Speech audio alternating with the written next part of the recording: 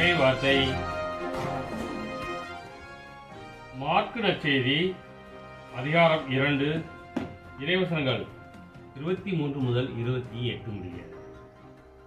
ஓய்வு நாளில் இயேசு வயல் வழியே செல்ல நேர்ந்தது. அவருடைய சீடர் கதிர்களை கொய்து கொண்டே வழி நடந்தனர்.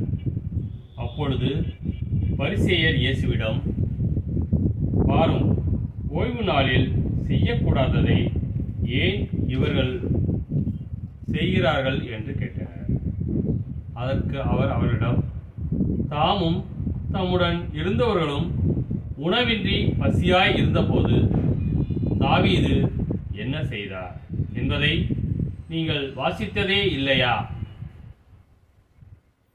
அபியத்தார் தலைமை குருவாய் இருந்தபோது தாவீது இறை இல்லத்திற்குள் சென்று குருக்களை தவிர வேறு எவரும் உண்ணக்கூடாத அர்ப்பண அப்பங்களை தாம் உண்டதுமன்றி தம்மோடு இருந்தவர்களுக்கும் கொடுத்தார் அல்லவா என்றார்.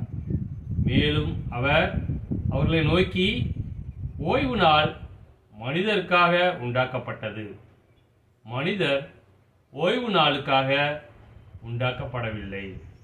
அதனால் ஓய்வு நாளும் மானிட மகனுக்கு கட்டுப்பட்டதே என்றார். கிறிஸ்துவின் நற்செய்தி.